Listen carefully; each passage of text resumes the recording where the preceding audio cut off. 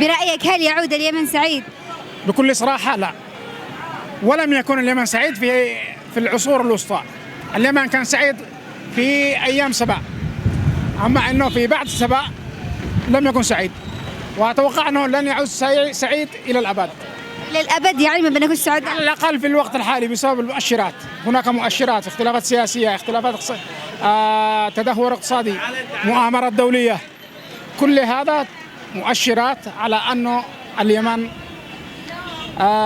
خصوصا نقول في العشر السنوات القادمة يكون سعيد بالعشر السنوات القادمة؟ لن يكون سعيد، ولكن لا زالت المشكلة قائمة في العشر السنوات القادمة. أما بعد العشر السنوات القادمة سيكون هناك رأي آخر إن شاء الله. من وين جبت الاستراتيجية هذه؟ من قراءة الواقع، أنا صحفي وأقرأ الواقع.